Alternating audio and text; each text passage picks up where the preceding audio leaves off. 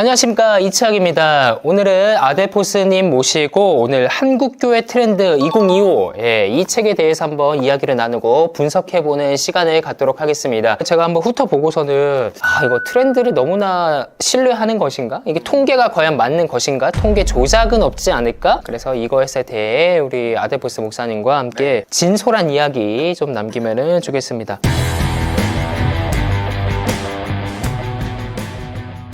유반젤리즘이라고 시작을 하고 있습니다. 유반젤리즘이라고 하니까 유튜브와 에반젤리즘 이거를 합쳐서 유튜브에서 일어나는 어떤 복음 전파의 현상들 이런 것이 요즘 트렌드다라고 이야기를 좀 하는데 혹시 목사님 어떻게 생각하시나요? 같은 입장에 서신 일단은 유튜브로 복음을 전하고 계시잖아요. 일단 저는 이거 보면서 10대 키워드가 나오거든요. 왜 다 영어예요?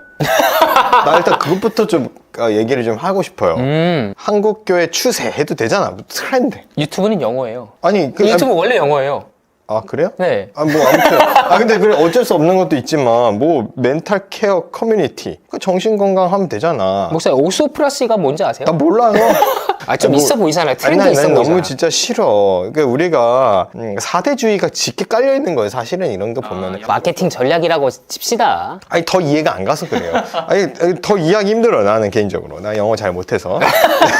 아무튼 그러면 이제 첫 번째로 이제 들어가면 유반젤리즘이라고 합니다. 그래서 통계가 이렇게 나오는데 지난 1년 사이 종교 유튜브 시청 경험해서 종교별로 나눈 통계가 있어요. 그런데 기독교인이 타 종교인들에 비해서 종교 유튜브를 시청하는 비율이 굉장히 높았다라고 이야기를 합니다. 이것은 제가 봤을 때는 어떤 거냐? 확실히 기독교인들이 컨텐츠를 잘 만들어. 기독교 유튜브가 타 종교의 유튜브보다 훨씬 자극적인 것도 자극적인 거고 요즘은 또 가톨릭에서 신부님이나 아니면 수사님이나 아니면 어떤 그 평신도 형제가 나와서 그렇게 하는 경우들도 있는데 사실 그렇게 거의 개인 수준이잖아요. 근데 유튜브는 뭐 CBS 같이 잘잘법 기업형으로 가는 경우도 있고 이렇게 좀 체계화가 좀 잘 되어 있어서 나타난 경우가 아닌가 그렇게 좀 생각을 합니다. 근데 목사님은 이렇게 유튜브를 통해서 다양한 복음의 전략화라고 해야 될까요? 선교화 이런 거에 대해서 어떻게 생각하세요?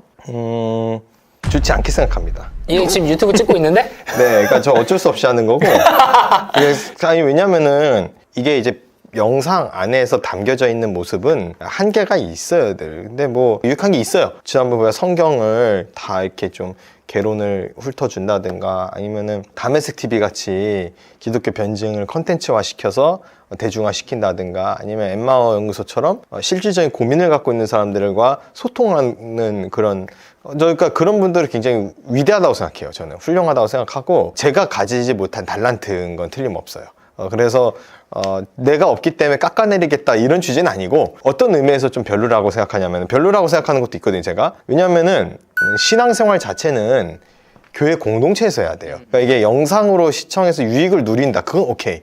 그건 맞는 거예요. 그러니까 보조수단으로서는 좀 훌륭하다고 생각해요. 근데 메인으로는 가면 안 된다고 생각합니다. 대표적으로 교회가 방송국화되면 안 돼요. 교회에 방송 시설 장비를 두고 거기에만 열을 내고 어떻게 해서든 쇼츠를 뽑아내서 대중들에게 알리고 저는 복음이 알려지고 전도하는 건 되게 좋지만 그 컨텐츠화 시켜서 너무 거기에 목을 매는 거는 본질에서 벗어난 게 아닌가라는 생각을 가져요. 공동체 안에서 신앙생활을 해야 돼요. 온라인으로 예배 드리고 대충 때우고 그렇게 신앙생활 하는 건 안 돼요. 이거는 이제 특별한 상황에 있는 사람들을 위한 배려로 생각을 해야지 이게 대세니 이래야 된다. 그렇게 가는 거는 좀 옳지 않지 않은가 싶습니다.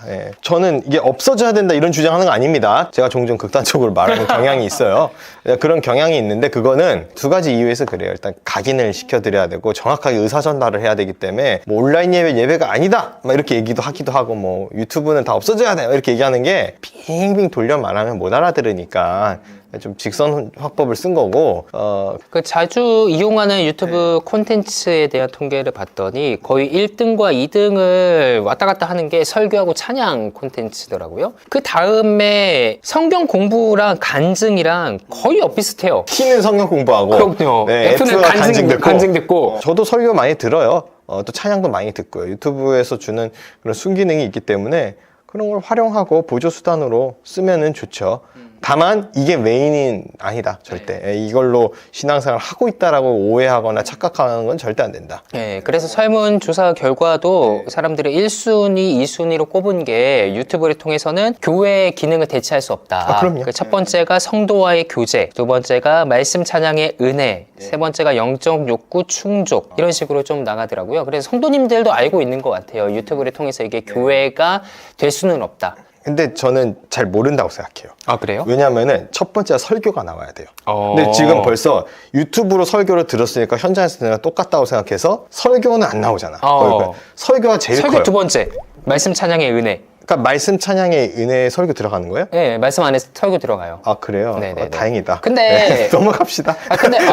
근데 이게 네, 그게 그거 같아요. 네. 그러니까 여기 또 다른 통계도 있는데 유형별 현장 유튜브 선호도 통계가 있어요. 네. 그랬더니 현장이 더 좋다, 유튜브가 더 좋다, 혹은 둘 다 좋다 이렇게 했었는데 설교에 대해서 현장이 좋다라는 게 73.8%, 유튜브가 더 좋다가 7.2%. 7.2% 있잖아, 그거 봐. 그게 왜 있냐고. 설교는 현장을 못 따라가. 그래서 확실히 설교는 현장감이 커요. 아, 그럼요. 그래서 저는 항상 말하고 다니는 게 성령님은 와이파이를 통해서 역사하지 않으신다. 아, 네. 그 강경하게 말씀하시는 네, 편이네요. 저는 강경하게 얘기합니다. 네. 저 온라인 예배는 예배가 아니라고 강경하게 얘기해요. 예배 네. 형식을 딴 컨텐츠다.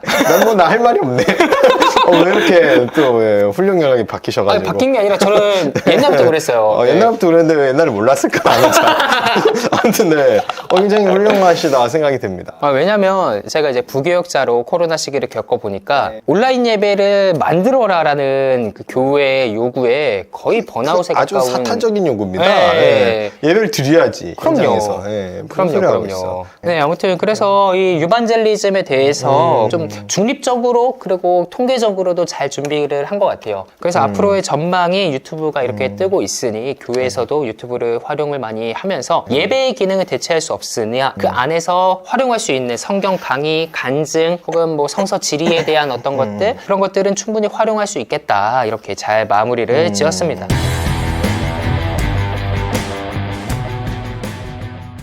두 번째가 멘탈 케어 커뮤니티라고 이야기를 하더라고요. 참네. 나 제일 어이가 없어. 이게 제가 봤을 때는 통계를 바탕으로 이 저자가 해석을 지금 자신의 입맛대로 하고 있다는 느낌을 좀 받았거든요. 한국교회 트렌드 2025 조사에 따르면 개신교인들은 지난 2주간 우울, 불안, 중독 순으로 고통스러웠다라고 응답했고 심지어 자살을 생각한 경우도 11%나 있었다. 자신의 정신 건강이 걱정된다라는 응답도 25%로 나타났다. 이러면은 굉장히 심각해 보이잖아요. 아, 교회 안에 이렇게 정신이 아픈 사람들이 좀 많은가라는 생각이 있잖아요. 그런데 비슷한 기간에 이루어진 별도의 국민 정신 건강 설문조사에서도 이와 비슷하게 나타났다. 네. 그러니까 국민 정신 건강 통계와 비슷하다라고 얘기한다면 우리 한국인들이 기본적으로 느끼고 있는 바와 똑같다는 거예요. 개신교 아니라서 조금 더 뭔가 특별해야 되고 그럴 바는 없을 거다라는 그런 생각들이 좀 있습니다. 근데 이거를 저자가 뭐라고 썼냐면요. 정신질환이 교회 안에서 은폐되는 경우가 많다는 것을 보여준다. 이렇게 이제 제시를 했습니다. 목사님 어떻게 생각하세요? 정신질환, 정신이 아픈 것. 평 가세요. 네. 아니, 진짜 나는 이해가 안 가는 게 이걸 왜 조사를 했는지가 이해가 안 가요. 왜 조사했어요? 이걸? 아니, 자, 정신 빼고 그냥 아픈 거 조사해요? 교회에서? 감기 걸린 사람. 이번 주에 감기 걸린 사람 통계. 조사합니까? 그럼 뭐 감기약이라도 처방해 드릴까요? 교회 안에 뭐 의학팀 동원해가지고 뭐 만들어요? 아니면 이번 주에 소송한 사람. 그래서 법무팀 동원해서 뭐 그거, 그러니까 특별한 어떤 유형군을 뽑아내서 조사를 했는데, 이거 조사 왜 했냐 이거예요. 그러니까 저는 이걸로 보는 거예요. 정신적인 문제와 신앙적인 문제를 결부시켜서 신앙적인 영역에서 정신 문제를 케어를 못 해줬기 때문에 교회가 문제가 있다라는 걸 암묵적으로 좀 깔고 이걸 조사한 거 아닐까? 이 생각이 드는데, 자, 개인 정신 문제를 가지고 교회 탓하지 말라 이거예요. 첫째는. 아니, 나는 이해가 안 가는 게 목회자들이 무슨 감정 쓰레기통이에요? 자기네들 힘들면 뭐 목회자가 가요. 신방도 하고 위로도 하고. 아파요. 그렇죠. 아프죠. 아픈데. 목사님 치료해 주세요. 기도 한번 해주세요. 기도하죠. 예. 기도 받으면 돼요. 근데 이제 나는 이게 커뮤니티 뭘 커뮤니티라고 그러죠? 멘탈 케어 커뮤니티. 교회의 커뮤니티는 복음적 커뮤니티. 신앙의 커뮤니티 그거지 뭐 멘탈 케어를 뭘 어떻게 해요. 자기 멘탈 약한 거를 기도하고 성령께서 힘주시는 거를 가져야지. 그러니까 이게 지금 대세가 이런 식으로 기울어져 있고 교회가 잘못한 게 뭐냐면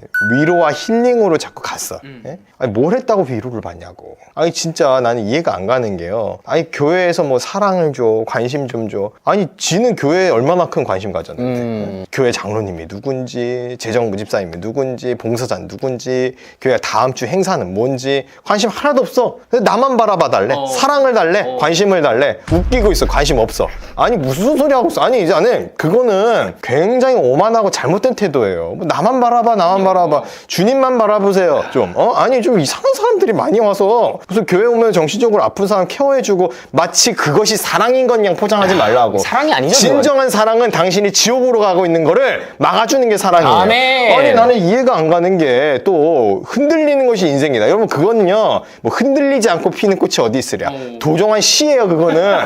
성경은 뭐라 그래요? 내가 너로 하여금 견고하게 하리라. 반석 위에 세운 집. 그럼 반석 위에 세우리라. 흔들리지 않는 게 인생이라고. 성도의 인생이. 뭐 맨날 요동치고 흔들려가지고 나 이게 힘들어요 저게 힘들어요 나는 요거 상담받아야 돼요 난 이게 연약해요 어쩌라고. 그 서구보 선생님이 거짓 믿음이라 그러잖아요. 그럼요 거짓 바람이 믿음이에요. 흔들리는 거라 그러잖아요. 그럼요 갈대 같은 것들이요 싹 잘라내야 되고 도려내야 되고 회복돼야 되고 예? 그리고 강해져야 돼요. 아니 맨날 그냥 휘둘리고.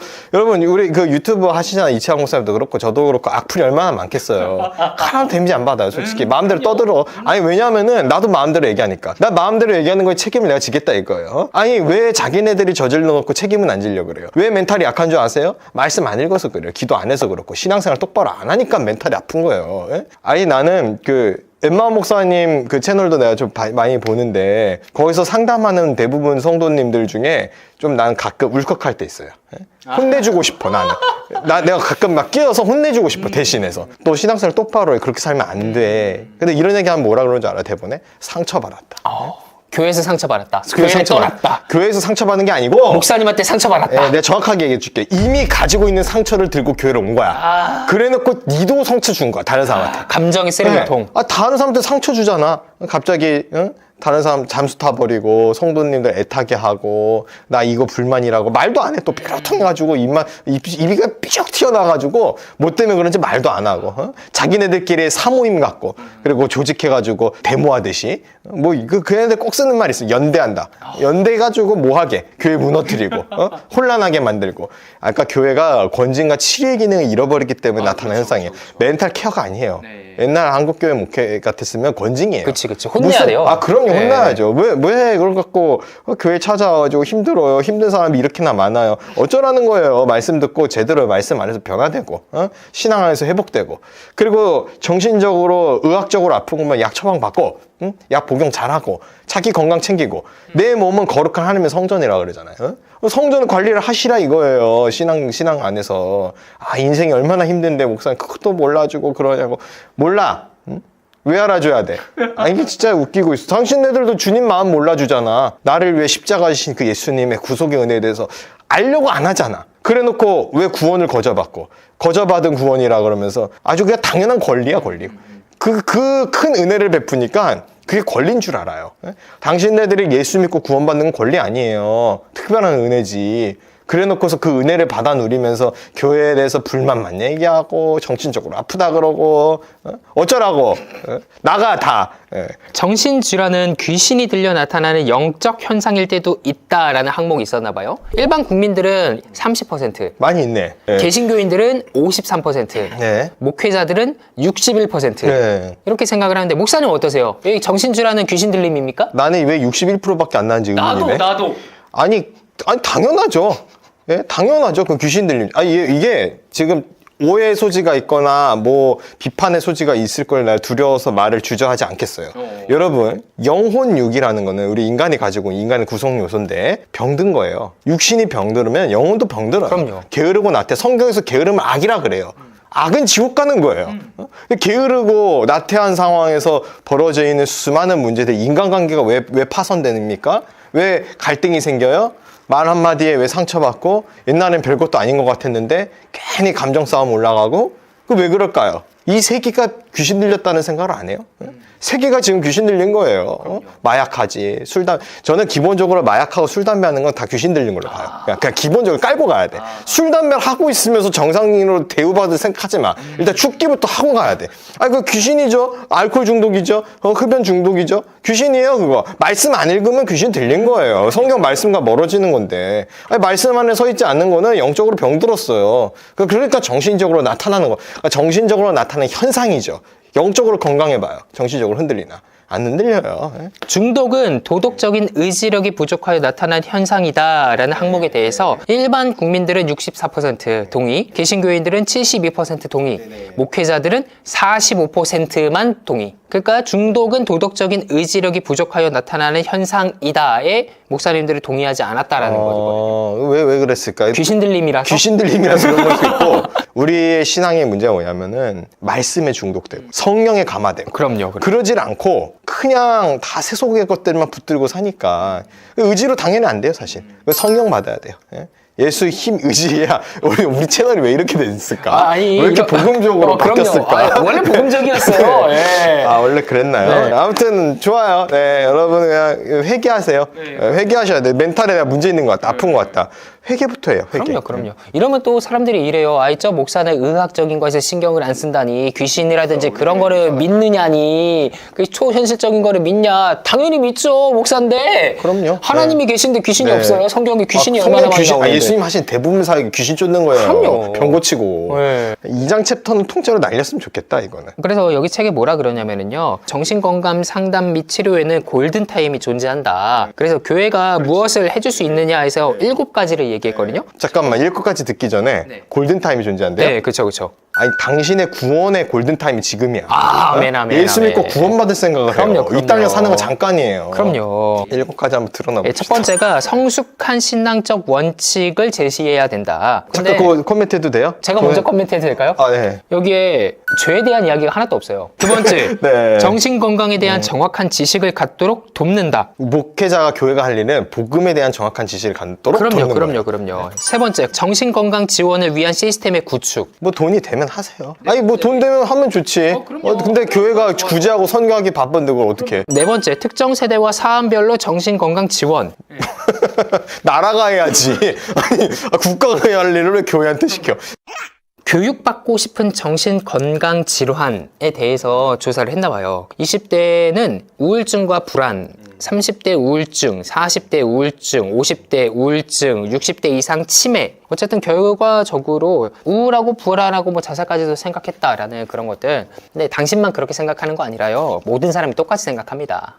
사람이 살다 보면은 맨날 기쁠 순 없잖아요. 그럼요. 아니 우울할 때도 있는 것이고 화날 때도 있는 것이고 사람 감정의 동물이잖아. 또 어떻게 보면 예수님도 게세마네 가가지고 얼마나 불안해하셨어요. 그럼요. 우울할 수 있고 불안할 수 있고 근데 그거를 자꾸 질병화 시켜가지고 예를 6.25 때 우울증 있었어요? 저는 6.25 때는 모든 사람이 우울했을 거라 생각해요. 전쟁 중이니까. 근데 우울증 조사를 못했을 뿐이에요. 다 그렇게 살아오셨어요. 인생이 그래요. 우울하고. 이 땅에 살면서 무슨 선한 게 있겠고 얼마나 힘들겠어요. 가뭄에 콩나듯 간간히 행복한 걸로 사는 건데 근데 예수 믿는 사람은 근원적으로 행복하단 말이에요. 그럼요. 아니 왜 그러냐면은 예수 믿고 구원받았잖아요. 구원의 감격을 생각하면은 아무리 우울하고 힘들어도 어떻게 무슨 자살을 생각을 해요. 믿음이 없는 거지 솔직히. 그러니까. 자살하면 지옥 간다는 교리적 표준 명제는 아니에요. 목회적인 이제 가르침으로 이제 많이 마음이 힘들고 울적하고 어렵겠죠. 위로해야겠죠.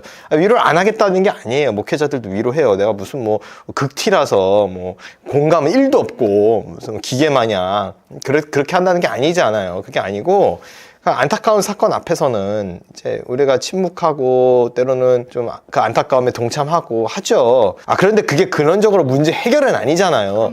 딛고 일어나야 될 거 아니에요. 문제 해결은 죄에 대한 해결이지. 그렇죠. 언제까지 추모만 할 거예요. 좀 정신들을 차리세요. 그러면 부모님 돌아가시면 3년상 지내고 평생 그거에 대한 아픔과 눈물만 갖고 살 거 있을 때 잘하세요. 그리고 지금 현재를 살아가라고 성령님께서 지금 네. 행복과 기쁨을 주시고 구원에 대한 감격이 있으면 하루하루를 살아가는데 전 그래서 모세가 굉장히 대단한 것 같아요. 모세 대단하죠. 모세는 솔직히 본인의 행복한 인생이라고 치면은 뭐 처음 40년 이집트의 왕자로 생각했을 때 그때 말고 그 이후에 40년 미디안에서 뺑뺑이 돌았죠. 그 이후에 광야에서 뺑뺑이 돌았죠. 결국 약속의 땅도 못 들어갔죠. 근데 모세가 마지막에 유언을 뭐라 그래요? 이스라엘이여 너는 행복한 자로다. 광야에서 얼마나 행복했어요. 광야가 행복한 곳이에요. 그럼요. 하늘의 양식으로 충만해지고 뭐 반석에서 물이 나오고. 그럼요. 그걸 복 받았지. 하나님을 직접적으로 느낄 수 있는 그 광야가 행복한 곳이죠. 아멘. 찬양 부르세요. 받은 복을 세워보아. 요즘에는 이상한 찬양 복음성가 또 이상한 것만 불러. 그럼요. 받은 복을 세워보아라. 이런 거 좀 찬양, 찬송가 부르시기. 아까 뭐 유반젤리즘. 자, 찬송가 틀어놓으세요. 넘어갑시다. 넘어갑시다. 네.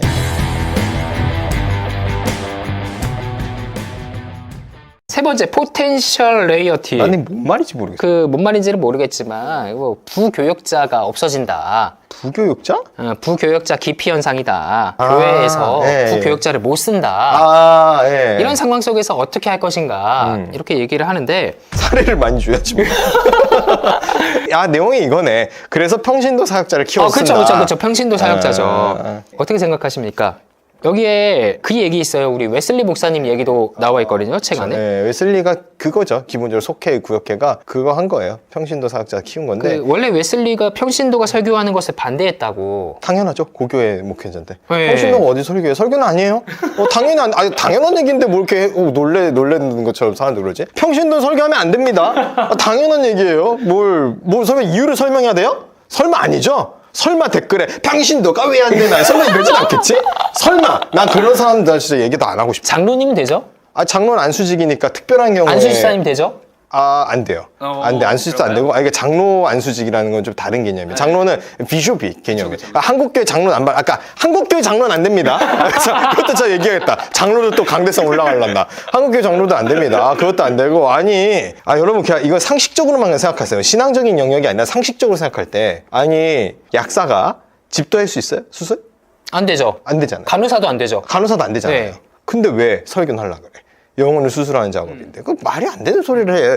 왜 목회자가 뭐 특권을 누린다, 목회자가 얼마나 목회자가 우습게 보였으면. 그러니까 가짜들이 많아서 그래요. 가짜 있는 사람들 많으면 의사 만만해 보이는 걸 비슷한 거야 지금 보니까. 여러분 진짜 정신 차리세요. 그렇게 우습게 알지 마세요. 그래서 목사님이 좀 화나게 하는 통계를 조금 드릴까요? 뭐요? 평신도 사역 가능 범위, 평신도도 할 수 있다라는 응답률. 교회 청소 딱 거기까지. 첫 번째 이제 둘 다 많은 비율이 차지한 거, 신방, 새가족 교육, 그리고 신앙 지도 이런 것들. 그런데 목사님들하고 평신도들하고 확 갈린 거, 목회자들보다도 2배 이상 성도들이 이거 할 수 있다라고 대답한 거예요. 자, 성도의 34% 결혼식 주례할 수 있다. 21% 장례식 집회할 수 있다. 12% 성례 집전할 수 있다. 어떻게 생각하십니까? 결혼식 주례 그리스도님들도 하시잖아. 그럼요. 근데 예배다.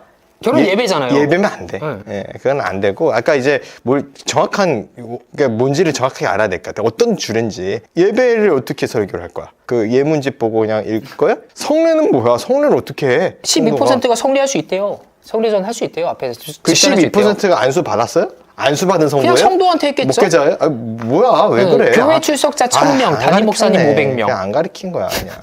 이러니까 중세와 같은 권위를 다시 회복해야 된다는 소리가 나오는 거예요. 이게, 물론 그 말이 옳다는 건 아닌데. 근데 물론 반대로 얘기하면 90% 가까운 성도님들이 성례전은 우리가 못한다라고 대답한 거니까. 그래서 여기서 이제 평신도가 설교도 가능한가? 설교는 안 돼요. 설교는 아니야. 그렇게 하면 안 돼. 평신도가 교역자의 역할을 대체할 수 있을까? 위급 상황에서 대체해야만 하면 어쩔 수 없이 해야 되는 거겠지만, 목회자가 위고시, 물론 어쩔 수 없는 상황에서 그렇지만, 이게 이제 목회자가 성도들 위해 군림하는 건 아니에요. 사실 평신도란 말도 옳지 않아요. 두 가지 말이 안 옳아. 부교육자란 말 안 옳아요. 목사는 다 목사예요. 무슨 부목사가 어딨어? 부가 어딨어? 부가. 하나님 나라에 부가 어딨냐고. 평신도. 평신도란 말을 왜 자꾸 써? 평신도 아니에요. 그냥 성도예요, 성도. 성도가 훈련받은 성도들이 새신자 인도할 수 있죠? 그럼요. 왜 못해요? 그럼요. 훈련받은 성도들이 교육할 수 있고. 성도들이 애쓰고 헌신하는 게 얼마나 많은데요. 그러니까 목회자는 역할이 다른 거예요. 은사가 다른 거예요. 은사대로 쓰임 받는 것처럼. 그러니까 내가 목회자의 은사로 사역을 하고 싶다. 한수를 받아요, 그럼. 목사를 하세요. 그럼 되잖아요. 근데 그거 없이 그냥 하겠다 그러는 거는 안 돼요. 교회 질서에서도 위반이 되고 성경적 원리도 아닐 뿐더러 그렇게 해서 이단적 설교 나오면 어떡해요. 우리 감리교회에 이단 사역하는 사람이 있었어요. 옛날 권사님 중에. 그 사람이 이단 됐어. 알아요. 왜냐면은 자기가 이단 사역을 어떻게 해? 그러니까 평신도 사역이잖아. 그러니까 권사로서 그것도 물론 감리교회 권사면은 장로교로 치면 안수집사 정도 되시는 건데 신앙의 연리가 있다 요 정도지. 근데 그분은 장로교에서는 이단됐고 감리교에서는 이단 아니잖아요. 그러니까 내비 두는 거죠. 그냥 성도니까. 성도는 연약하고 실수가 많으니까 그냥 두는 거죠. 네. 그 카페 운영하시는 분이잖아요. 예, 아시는군요. 뭐 저도 이제 있었었는데 저 강퇴당했어요. 아이고 목사를 강퇴시키는 권사가 다 있네요. 근데 결국에 그 목사님들도 찬성하는 것들 중에 그러니까 평신도 사역에 굉장히 긍정적으로 보시는 목사님들에 대해서는 저 이렇게 평가하고 싶어요. 뭐냐면 목사님들은 가르치고 싶어요. 이 성도님들을 가르쳐서 신앙이 성장을 하고 교회 일꾼이 되고 이렇게 할 수 있게끔 하고 싶어요. 근데 안 해요, 성도들이. 안 하잖아. 교육도 하고 해야 되는데 왜 안 해? 성도들이 해야지. 그러니까 목사님이 이거를 뭐 내 걸 대체하고 막 그러고 싶어가지고 이렇게 키우는 게 아니라 신앙이 성장하면 다 좋은 거예요. 그럼요. 예, 그리고 목회자가 그래요 설교 아니 만약에 교회 안에서 막 설교하고 싶고 막 열의가 넘쳐요. 특히 중고등학생 애들 중에 마음 가운데 그런 불을 받았어. 목회자 되는 거예요. 그럼요. 그럼 얼마나 큰 복이에요. 난 그런 사람 많았으면 좋겠어요. 오히려. 그리고 목사님들이 진짜 한번 시켜보세요. 그러면 성도님들 벌벌 떨어요. 준비하다가. 그러니까 꼭 설교 가능하다라고 하는 성도들 보면은 설교 준비 안 해본 사람들이거든요. 네. 아니 근데 나는 목회자들 책임도 있다고 생각해요. 그런가요? 목회자들이 설교를 대충 했기 때문에 성도들이 그렇게 얕아 보는 거예요. 사실. 저 정도는 나도 할 수 있겠네가 느껴지면 회개해야죠. 네, 솔직히 좀 잘못한 거죠. 네. 이제 부교육자들이 하기 싫다. 그리고 교회를 떠난다. 뭐가 하기 싫어요? 교회 안에서 부교육자 일을 하기 싫다. 요즘에 그런 것도 있잖아요. 뭐 부교육자 노동조합 막 이런 거 만들자고 하는 사람들. 왜 그래? 근데 이게 또 최근에 소송 같은 거 보니까 네. 그 목회자를 근로자라고 인정을 해야 된다라는 판결도 있고 그거에 대한 내용은 뭐냐? 상명하복식 조직적 문화다. 그 제왕적인 어떤 문화다. 담임 목사가 시키고 부교육자가 그것에 대해서 일일이 다 받는 그런 구조이기 때문에 이거는 근로자라고 인정을 해야 된다. 그런 판결들이 있습니다. 근로를 시키면 근로자라 인정해야죠. 아니 왜 부목사들 데리고 뭐 교회 보수공사 하는데 삽 들고 하라 그러면 그거 시켜 근로자지 그거는. 아니 왜 근로자로 대우했냐 이거예요. 난 그것도 얘기해야겠다. 아니 목사 아닙니까? 말씀 준비하고 기도하고 성도들 신방하고 목양하기에 전심전력할 수 있게 여건을 마련해야지. 아니 근로자로 대우하니까 그 근로자 취급을 하니까 이렇게 생기는 거 아닙니까? 그러니까 근로자 취급을 하면 안 돼요. 이 사람 영적 리더로서 인정을 해주고 그에 대한 대우를 갖춰주고 왜 그거를 근로자 취급을 해가지고 이렇게 만드냐 이거예요. 그리고 막말로 근로자 취급을 당했다 그래서 노동조합하는 건 좀 너무한 거 아닙니까? 아니 가오가 있지. 그래서 근로자 취급 받겠다는 거 아니야 결국. 그러지 말고 신앙 안에서 하나 옆에 헌신하고. 그러니까 저도 이제 여러 가지 저는 이제 파트 사역만 했기 때문에 사실은 부목사를 한 건 아니지만 부목사님들이 제 동기들이잖아요. 또 다 애환이 있죠. 월급쟁이가 된 것 같은 느낌이 들고 또 담임 목회도 크게 다르진 않아요. 사실 솔직히 담임 목사라 그래서 뭐 담임자 혼자 있는데 어떻게 다 해야지 혼자 또 어쩔 수 없는 경우도 있고 아무튼 이게 참 현실이 좀 그렇긴 하네요. 그럼 파트 사역은 부교육자 사역 아닌가요? 파트 사역도 부교육자 사역이긴 하죠. 근데 파트는 인턴으로 생각해야죠, 사실은. 예, 세상에서 기준으로 봤을 때 파트 해놓고서 뭐 퇴직금 달라 그러고 뭐 그런 거 좀 아니지. 돈 받기 아니 그건 아니잖아, 솔직히 그거는. 근데 파트를 전임처럼 다루잖아요. 그럼 또 안 되죠, 그것도. 파트는 파트예요. 파트는 주일만 교회 가세요. 그걸 그래서 계약서 써야 돼. 그러니까. 그거는. 예. 근데 이제 파트 사역자인데 이런 경우가 있지. 내가 막 하고 싶어. 막 나 성도들을 위해서 더 많이 섬기고 싶어. 새벽 설교도 내가 막 하고 싶고. 그걸 안 시킬 이유는 또 없어요. 그렇죠. 기회가 되니까. 한다고 하면은 해줘야지. 그리고 또 훈련이 되니까 훈련 차원에서 이렇게 그럼요. 마련할 수도 있겠죠. 네, 제가 근데 그랬다가 뭐, 강제가 된 거예요. 그건 뭐 은혜예요. 네. 본인이 원했잖아. 네, 근데 제가 원해서 시작했는데 이제 바빠가지고 그만두는 거 원해. 안 돼. 그만 못해. 원래 이게 참 그래요. 인간 사회가. 예. 후임자 뽑아먹고 가라고 막 그러더라고. 아유 그것까지 감당할 후임자가 어디 있어 세상에. 이거 아유 참 마음이 아프네요. 넘어갑시다. 네.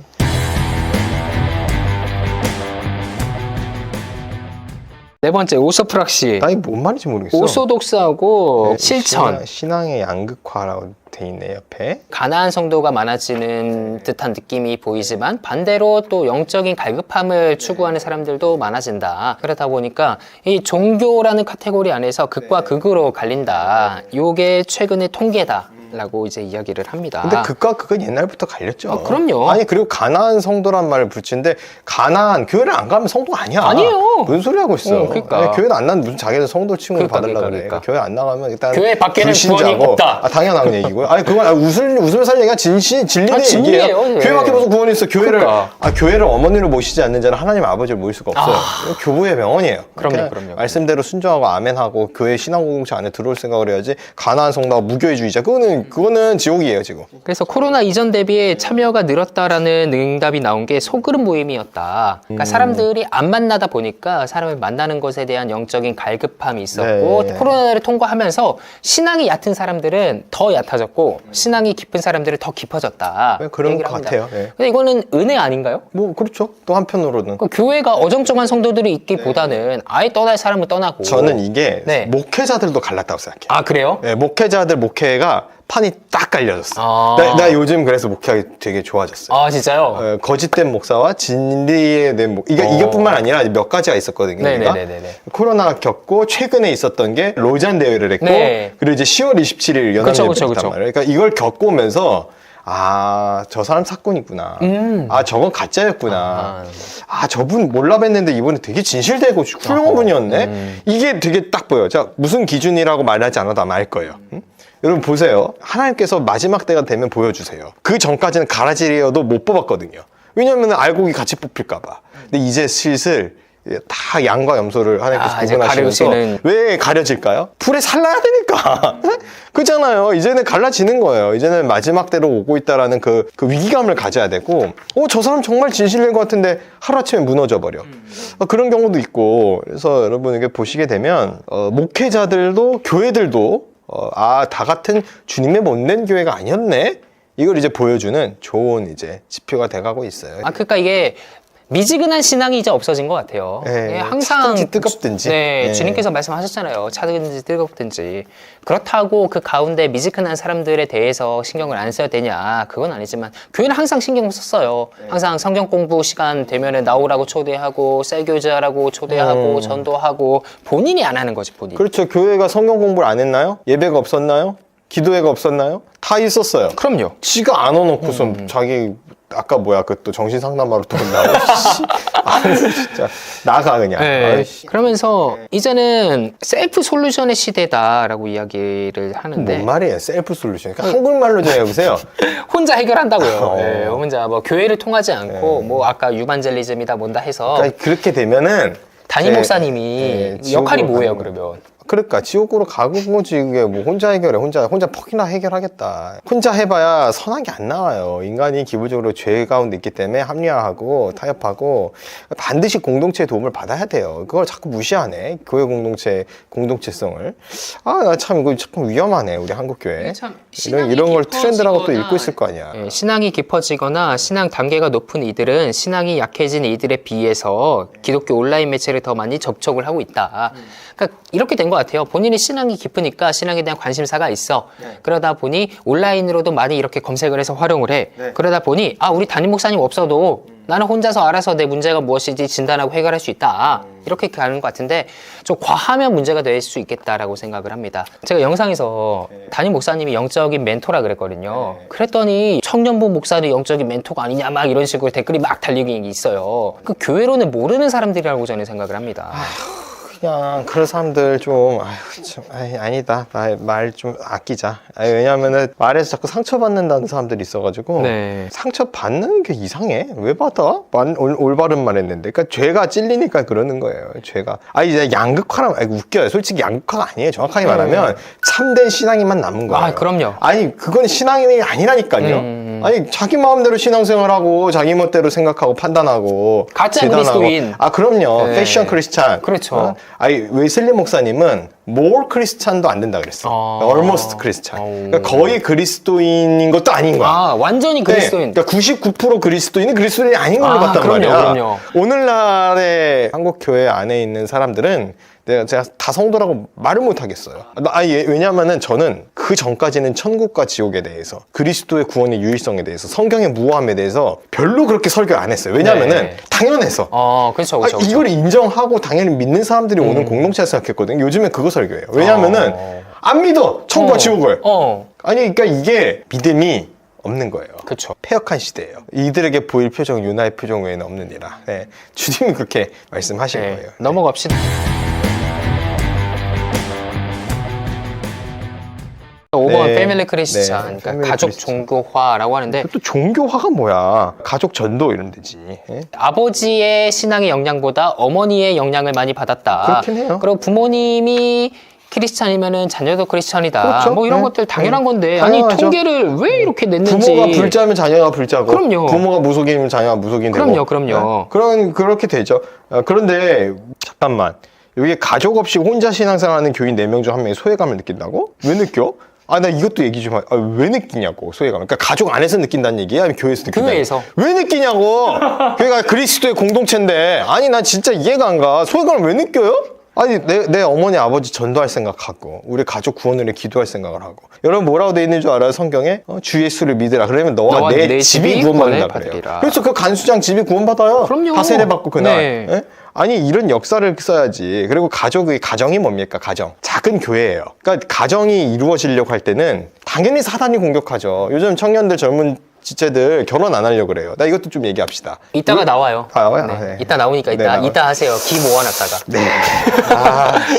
넘어갑시다. 아니, 여기서 네, 여기서 할 거 있나요? 이게 참 재밌는 게 뭐냐면 자녀가 성장하면서 네. 신앙을 잃어버리는 경우가 있다. 있죠. 세속화된 교육에 네. 노출되니까. 그런데 여기서 보면은 부모님의 과도한 신앙 생활 때문에 네. 아이들이 시달려서 떠나는 경우가 있고, 하나는 부모가 신앙이 없기 때문에 애들도 자연스럽게 신앙이 없는 거고. 그렇지. 아니, 나는 근데 그 첫 번째 경우에, 과도한 네. 경우에, 과도함이 어디 있어요, 신앙에 있어서.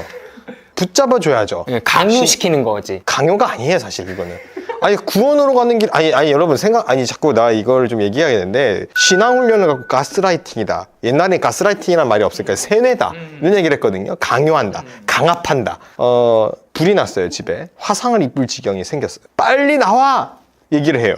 강요해야 돼요. 살아야 되니까. 이게 그 문제예요, 지금. 이 신앙의 문제는. 그러니까 이거를 가지고서 지금 뭘 가스라이팅 한다, 세뇌시킨다, 강요한다. 사람 살리는 일에 있어서 그런 소리를 왜 합니까, 지금. 구원받는 일인데. 그렇게 생각하고 그런 관점으로 들여다보는 사람들의 특징. 믿음 없음. 그러니까 불신자. 자, 그러니까 그거는 말이 안 되는 거. 두 번째로, 아까 얘기했던 것처럼 부모님이 신앙이 없어 자녀가 신앙 없다. 그 부모님 그거 책임져야 돼요. 네, 그러니까요. 신앙 빨리 회복하셔야 돼요. 그럼요. 다 같이 자녀들 손 잡고 교회 와야 돼요. 신앙 훈련하고. 그래서 여기 트렌드 전망 및 시사점에서 이렇게 얘기해놨어요. 따라서 무엇보다 먼저 부모 세대의 신앙이 잘 정립되도록 도울 필요가 있다. 부모 세대도 그렇지만 자녀가 거꾸로 먼저 그리스도 안에서 뜨거워져가지고 부모님 전도할 수도 있는 거니까 우선순위 가리지 말고 일단은 복음을 전해야 돼요. 그럼요. 무차별적으로 복음을 전해서 한 영혼이라도 가족 구성원 안에 들어간다면 그 사람 통하여서 복음이 들어간다고요. 그 가정에. 그런 믿음을 갖고 우리 부모님은 신앙생활을 잘 안 해요. 그래서 제가 신앙생활 힘들어요. 그런 소리 하지 마세요. 부모님 전도하야죠. 그게 오히려 신앙의 기폭제가 되고 나 부모님에서 기도하게 되고 거꾸로 내 자녀가 교회 안 다녀.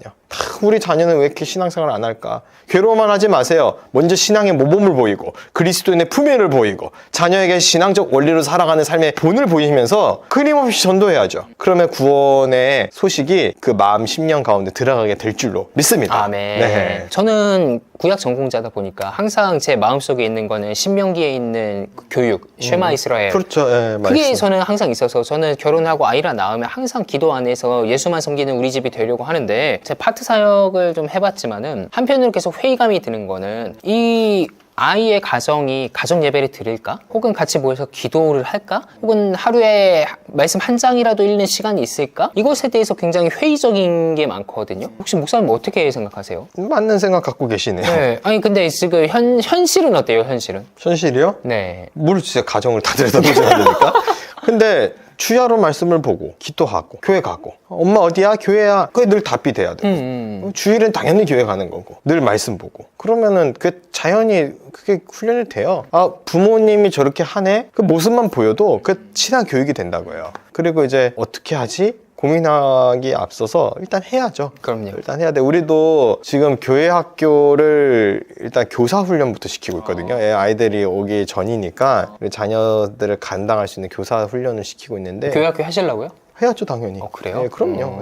난 반대예요. 난. 왜요? 왜 반대예요? 나는 세대 통합 예배 하려고 해요. 당연히 세대 통합, 예배는 당연히 같이 드리고, 교육만. 애들 눈높이에 맞춰서 교육을 또 따로 해야죠. 그렇죠. 교육은 그럼요. 필요한데, 그럼요. 나는 그 주일학교만의 예배 있잖아요. 아이들. 예배는 다 같이 드리는 겁니다. 나는 그거 동의합니다. 나는 거기에 찬성해요. 세대 통합 예배 나도 아주 지지하는 사람이고. 그러니까 교육학을 받아들일 거면 교육학적인 부분만 받아들이고. 그렇지. 각 부서로 따로 예배 드리면 안 되고, 같이 예배 드리고, 예배 전에 이제 주일학교 아이들 훈련할 수 있는 공과고 성경 알려주고 뭐 그런 그럼요. 것들. 성경 모르니까 내용을 그렇죠. 내용은 좀 알아야 될 거 아니에요. 제가 어디서 이제 들은 바가 있는데 교회학교의 시작이 사실 산업혁명과 같이 시작됐다 이런 얘기가 있던데 사실인가요? 그러니까 이게 엄마 아빠들이 일하러 가야 되는데 애들이 그러면 집에 남겨져 있으니 교회에서 전도의 방편으로 아이들이 남겨져 있으니까 사회복지 시스템으로 이렇게 아이들을 교회로 데리고 와서 알려주고 예배드리기 시작했다. 그게 교회학교의 시작이다라고 이야기를 하는데 그런 소리도 있는데 아이들 교육이 필요해서요. 뭐 꼭 그런 식으로 뭐 다른 부차적 이유겠어요. 아이들 교육이 중요하잖아요. 신앙교육. 예수 안 믿으면 지옥 가는데 예수 믿게 해야 될 거 아닙니까? 믿음을 심어줘야 되고. 사실 집에서 하면 다 돼요. 그럼요. 집에서 성경 읽고 하면 됩니다.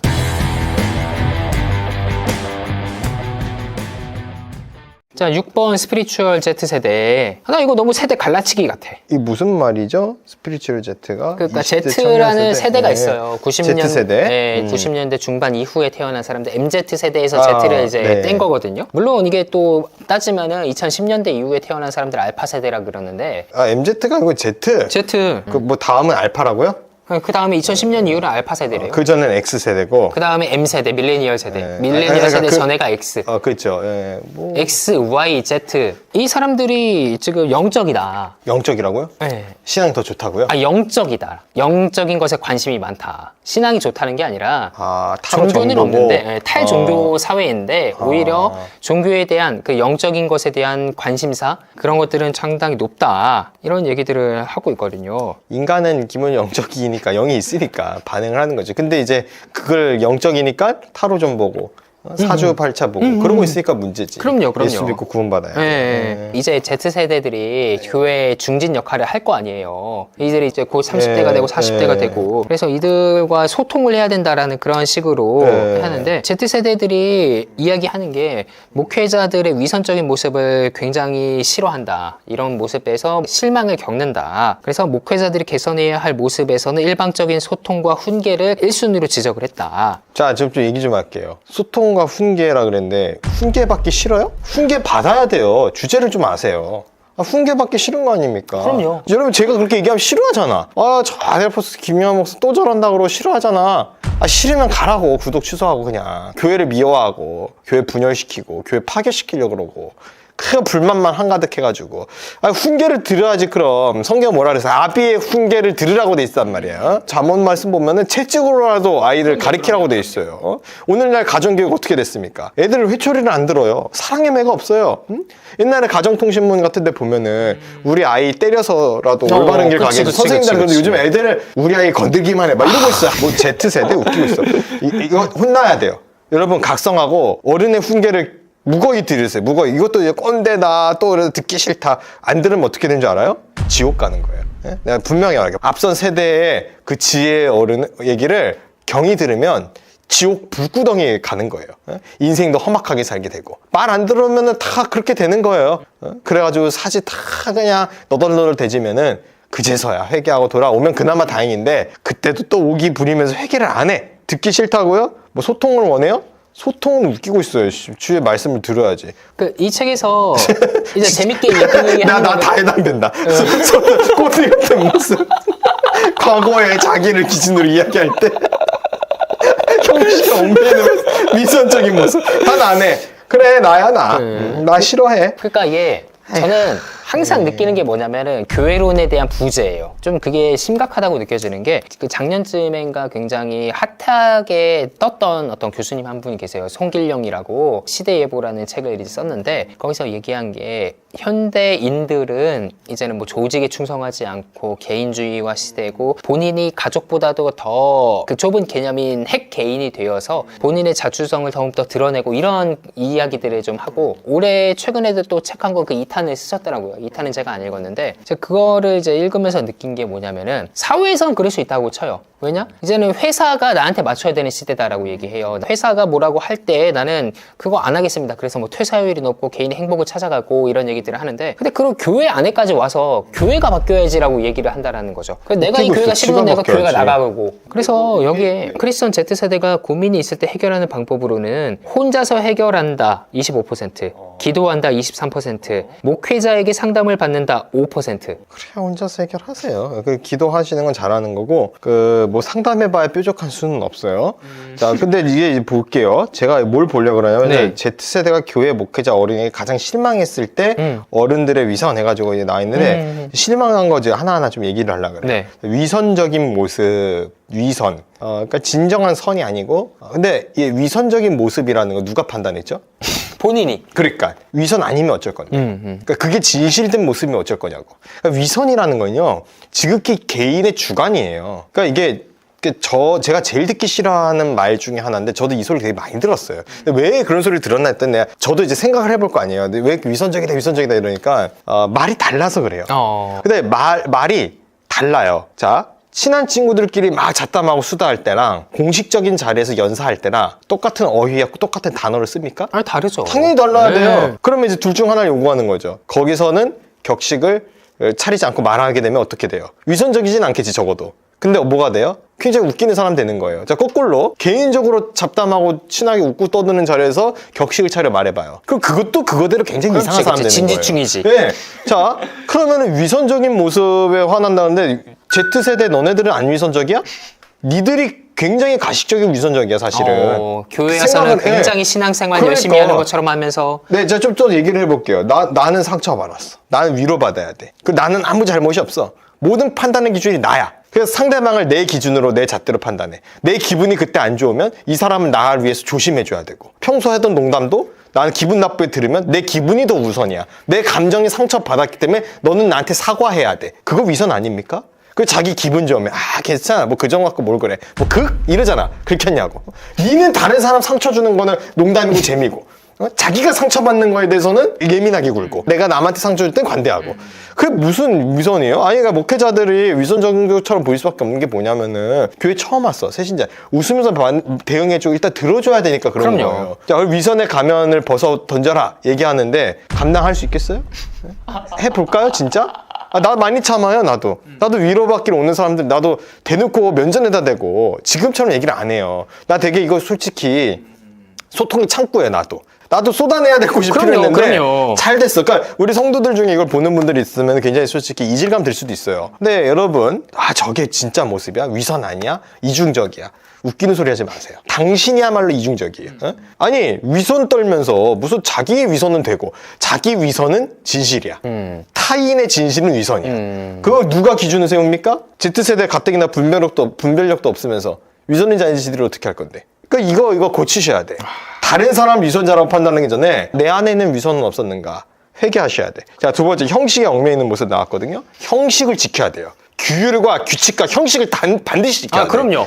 형식을 파괴하는 행동은 그거는 아주 잘못된 거예요. 나 지금 굉장히 수다했어요. 나 욕하고 싶었는데 꼭 참고 지금 얘기하는 거예요. 아니 그러니까 예수님이 우리를 친구라고 부르셨지. 그렇지. 내가 예수님의 친구가 되라는 건 아니잖아요. 그럼 그리고 여러분 학교에서 수업 시간에 컵라면 처먹고 선생님은 수업하는데 올라가지고 핸드폰 하고 인생을 파괴하는 거야 네 인생을. 형식을 지켜 학교에서는 교복을 입는 거야. 아니 요즘에 나 두발 규정 내가 없애는데 그냥 앞장섰거든 사실 내가 학생 때. 나 요즘 생각 좀 달라졌어요. 요즘 애들 분별해주고 가관이야. 예? 형식 그럼 목사님 형식 한번 파괴해볼까? 반바지 입고 교회 오지 말라고 슬리퍼 짝스 입고 크록스인지 그거 질질 끌고 와가지고 형식에 얽매이지 않으려고요. 꼴값 떨지 마요. 하나님, 꼴값이 좀 심했나? 아무튼 말씀 앞에 바로 서고 격식을 갖추란 말이에요. 격식을 형식이라고 매도하지 마. 규율과 규칙과 전통을 이전에 고리타분한 것이라고 장로들의 유전이라고 함부로 취급하지 말라 이거예요. 예수님 안 지키셨어요 장로들의 유전. 그렇지만 예수님께서 세마포 입으셨다고. 예수님도 청바지는 안 입었어. 나 그걸 좀 알으라고요. 예수님도 희생 제물이 되셨잖아 대신. 그 재단에 주님의 형식을 지키신 거야. 그러면 어떻게 보면 주님도 야, 잘 피해가네. 니들이 뭐라고 형식을 안 지켜? 피해가니까 자 일방적 소통과 훈계. 아니 소통을 아니 소통 어디를 소통하려 그래? 니들 또래끼리 하는 게 소통이에요. 소통 타령하지 마세요. 가르침을 겸허히 들으세요. 말씀대로 순종하려고 하세요. 듣기 싫으면 끄세요. 왜 이거 악플을 달고 있어? 내가 니들이랑 소통해 줄 것 같아? 악플 달면 내가 답장 줄 거 아니야? 솔직히 웃기지 마. 소통 지대도 하지 마. 그냥 훈계 듣고 순종하고 회개하고 돌이키고 눈물 흘리고 몰라 나는 꼼짝이 같은 모습. 이게 그거예요. 아니 교회가 우리 말에 들어주지 않는다. 예를 들어서 청년부 같은 경우에는 교회 의사 결정을 할 때 굉장히 미약한 부분이 있거든요. 왜냐하면 숫자가 딸리니까. 근데 저는 여기서 어떤 얘기를 하고 싶냐면 그런 이야기들이 있으면 공동의회를 좀 오라고. 공동의회. 과거에 자기를 기준으로 이야기할 때 아니 사람이 살면은 자기 기준으로 이해할 수밖에 없어요. 나한테는 말이요. 그리고 이런 애들 특징. 자기는 자기 기준으로 얘기야. 아니 Z세대 너네는 기성세대 안 될 것 같아? 나중에 두고 봐. 나 때는 코로나 때 마스크 쓰고 다녀서 그 소리 하기만 해봐 진짜. 내가 가만두지 않겠어. 네. 아 열이 많네. 나 왜 흥분하지? 아 요즘에 화가 많아. 넘어갑시다. 네, 넘어가면서 이제 울분을 또 표출하셔야죠.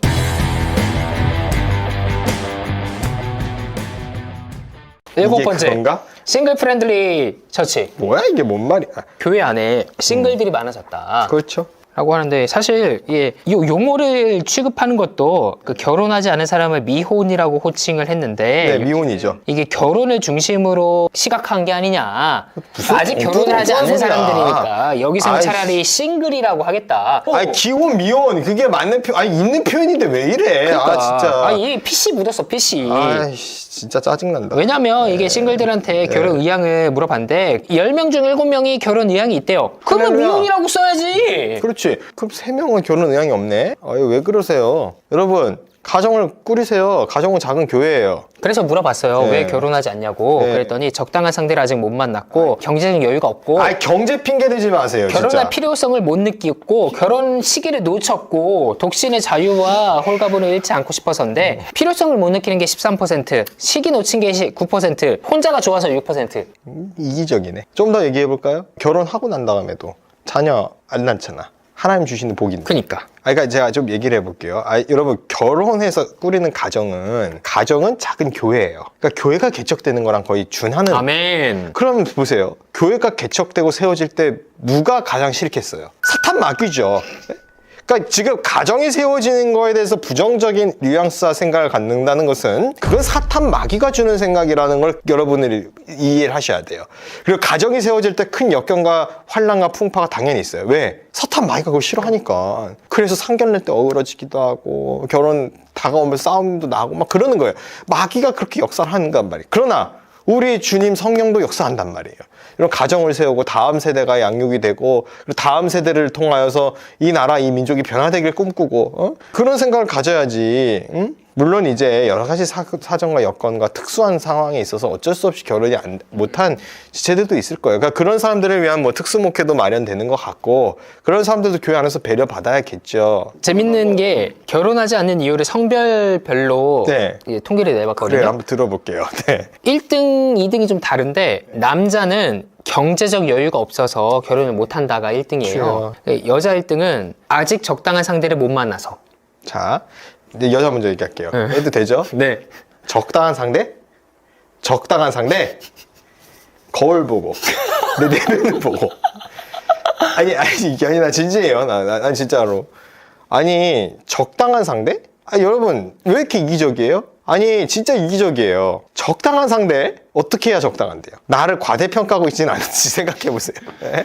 여러분 다 하나님의 창조물이에요. 다 하나님의 작품이라고요. 적당한 상대? 이거 말문이 막히네 내가. 이거 세상 통계도 비슷하게 나왔거든요. 네. 교회 밖에서도 남자는 경제적인 여유가 없다가 1등이고 네. 여자들은 이제 아직 상대를 못 만났다가 1등인데 이걸 네. 가지고 어떤 사람이 뭐라 그랬냐면은 네. 남자들은 내가 준비가 안 돼서 네. 여자들은 네가 준비가 안 돼서. 그러네. 정확하네.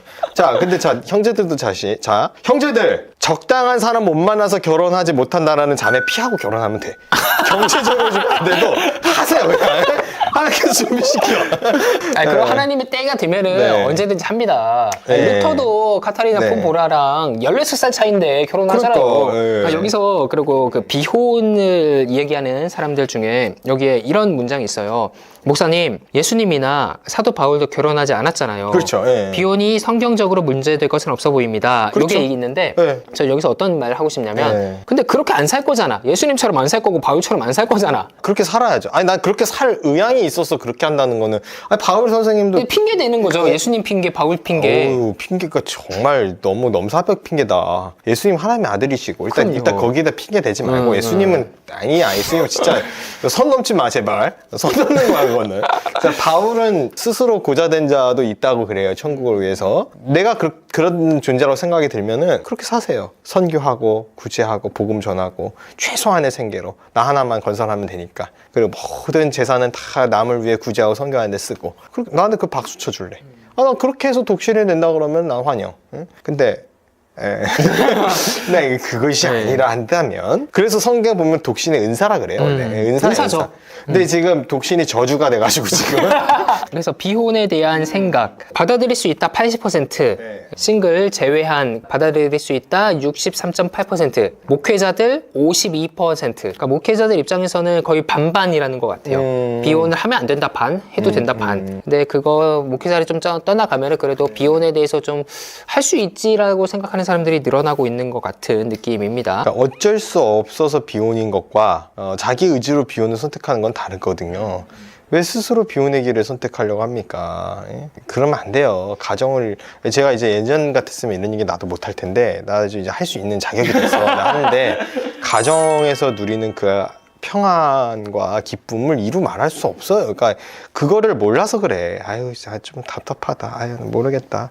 또 나 때를 기준으로 한다고 꼰대 되는 거지 또. 예. 성경적 기준 안에서 결혼을 얘기했을 때 목회자들의 80% 결혼하여 가정을 이루는 것이 하나님의 섭리이며 당연한 일이다. 싱글들한테 물었더니 네. 결혼하지 않더라도 성경적으로 문제가 될 것이 없다가 51%. 여기에 이제 이 책의 저자가 코멘트를 단 게 이거예요. 이러한 결혼 중심적 교회 분위기에서 싱글들은 과연 편안한 신앙생활을 할 수 있을까? 저 말은 또 뭐야?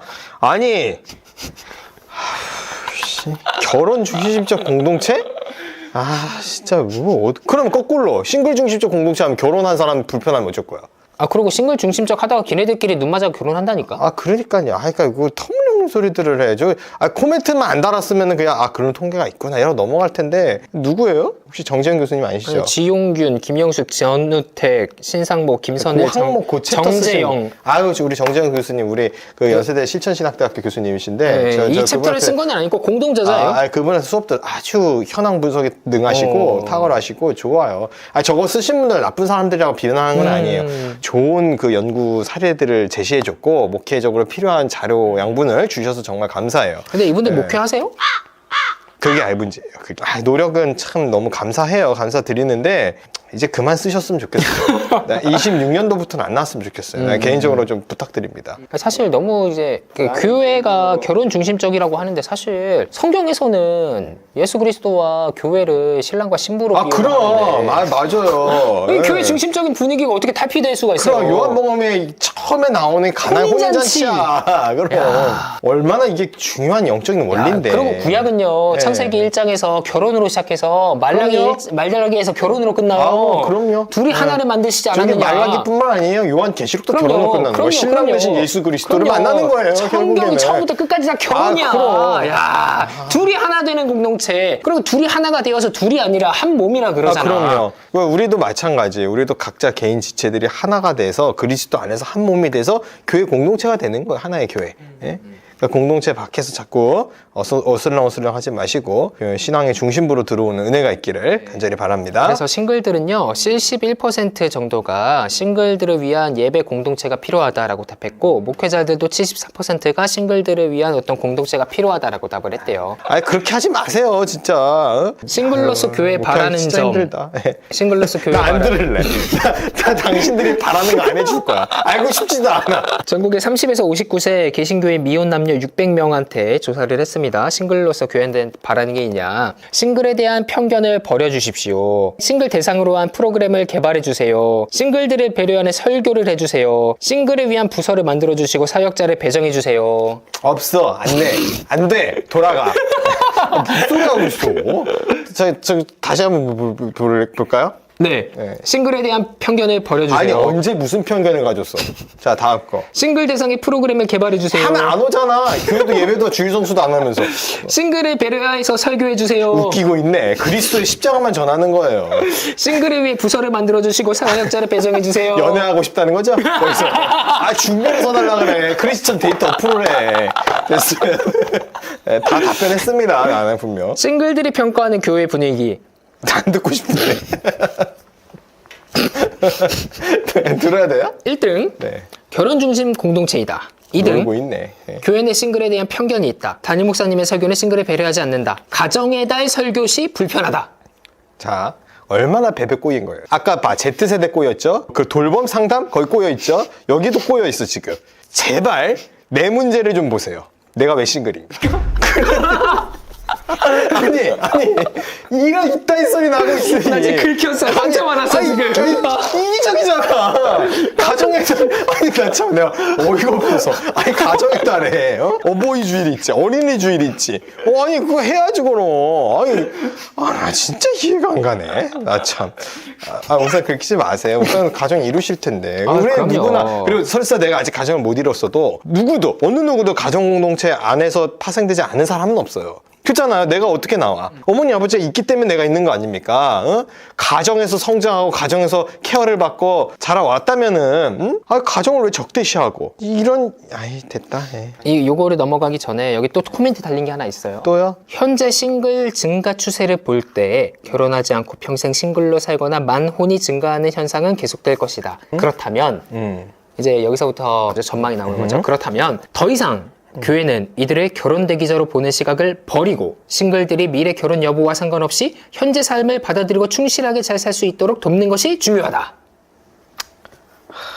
이게 제 가정은 굉장히 중요한 게, 싱글 부서 따로 하면은 머지않아 이제 동성애자 부서 만들어달라 그러고 트랜스젠더 부서 만들어달라. 그거 사실 은근 두려워요. 뭐 이걸 연결시키냐, 좀 지나치다. 맞아요, 좀 지나치긴 한데. 근데 있을 수 있어. 있을 수 있어요. 이게 가능성 있는 얘기예요. 아니 그거 수용하는 교회들이 있잖아. 특수한 부서를 자꾸 개설하려고 하지 마세요. 이건 아니에요. 교회는 오로지 그리스도의 공동체고 십자가 공동체입니다. 특별한 부서 만들면 안 됩니다. 또 하나 심각하게 고민해봐야 할 것은 바로 목회자의 인식의 변화가 중요하다는 것이다. 목회자들은 결혼을 지지하고 비혼에 대해 가장 보수적인 그룹 중 하나이다. 이들은 한국교회 목회 상황이 급격하게 변화되고 있음에도 아직 제대로 감지하지 못하거나 자신의 생각을 고수하고 있는 것으로 보인다. 나한테 한 얘기죠? 싸우자. 그래도 생각해 볼 점을 던져준 거는 있어요. 뭐냐면 돌싱, 결혼했다가 이혼하고 혹은 사별해서 돌아온 싱글이 된 사람들이 있잖아요. 네. 그 사람들에 대해서도 교회가 관심을 가져줘야 된다. 그런데 솔직히 고린도전서 말씀 보세요. 바울이 다 지침 줬어요. 어떻게 하라고 얘기 다 있잖아요. 난 답이 있는 걸 묻는 게 난 제일 이해한가?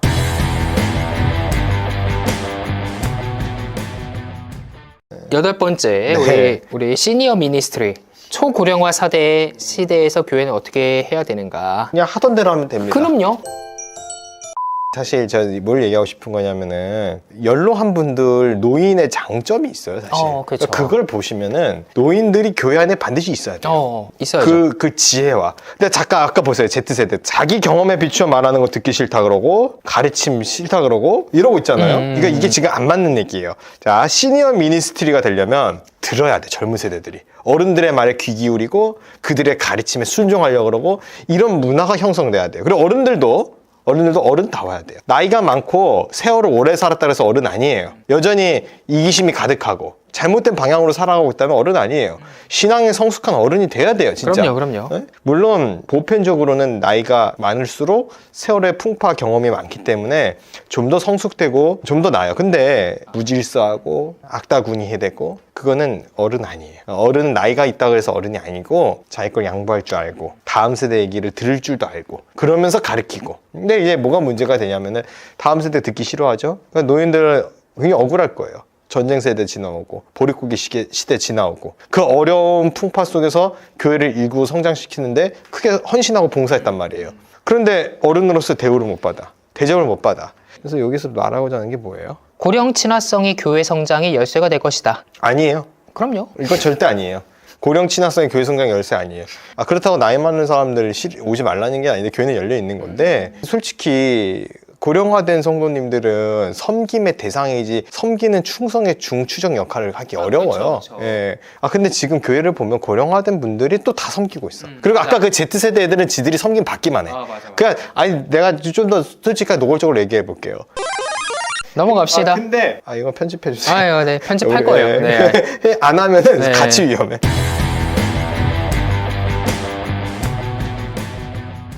9번 소일트레이스 뭐야 처치. 이건 또. 맛을 잃은 소금.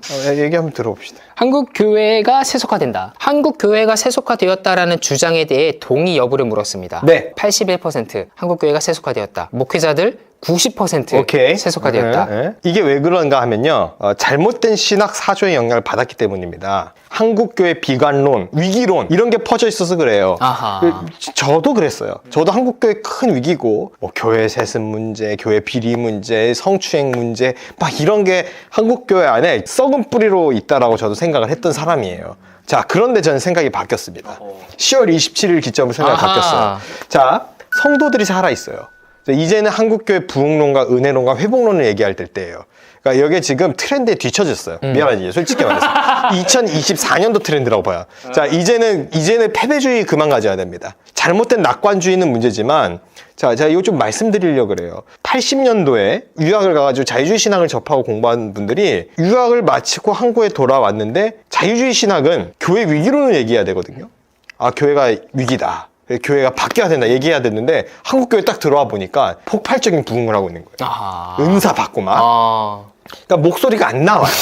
근데 지금 이제 코로나 시기 지나고 스물스물 이렇게 되니까 그때 공부했던 사람들이 목소리를 막 내요. 올드한 거예요. 옛날 철진한 80년도의 신학이에요. 근데 그게 이 시대랑 맞물리면서 자유주의 신학이 대세가 돼버렸어요, 지금. 난 복음주의인데 아니요. 자유주의예요. 그럼요. 네. 죄를 죄라고 말 못하면 그건 자유주의입니다. 그렇죠. 네. 그리고 종교개혁자의 신앙을 버려야 된다라는 둥 이런 소리 하면 자유주의예요. 자, 제가 정확하게 말씀드리고 싶은 내용이 뭐냐면 자유주의는요 시대에 편승하려고 그래요. 시대적 흐름을 민감하게 반응해요. 그게 뭐가 나쁘지? 그렇게 해서 탄생한 게 나치즘이에요. 나치 신앙이 자유주의 신학이에요. 제가 지금 다 엉뚱한 소리 하는 게 아닙니다. 철학자 하이데거 나치예요. 맞아요. 네. 자, 리치를 하르나 그 사상적 기조가 타울 알트하우스는요 자유주의 신학이에요. 자, 알트하우스는 뭘 주장하냐? 메시아, 인간적인 정치적 메시아로서는 히틀러라고 주장해요. 그렇게 해서 주장하는 게 토착화 신학이에요. 그 토착화 신학을 한국에 수입해 와서 우리 한국 사회의 토착화 신학이 우리 교리와 장정에도 들어와 있어요. 감리교회 빼버려야 돼요. 강력하게 주장하는 것 중 하나예요. 자유주의 신학의 그 흔적이에요. 나치 신학입니다. 거기에 저항했던 게 뭡니까? 보네포고 바르트고. 근데 지금 좌경화된 신학자들이 표면적으로는 보네포 바르트를 얘기해요. 그런데 이면적으로는 알트하우스의 신학의 기조가 절면이 깔려 있다고. 그래서 그 자유주의 신학으로 이 한국교회 위기론을 자꾸 설파해요. 그러니까 이 위기론이 설파되니까 교인들이 자꾸 그 얘기를 듣잖아요. 그럼 진짜 그런가 보다 생각해요. 그리고 그런 것만 눈에 보여. 맞아. 그 잘못된 오도된 자료들이 많고요. 선동과 왜곡과 날조가 너무 많아요. 옳지 않단 말이에요. 이미 그 기능을 상실했어요. 그 언론단체가. 교회 위기론을 들고 와서 비관적으로 보고 신앙이 다 망가졌다 그러고 아니에요.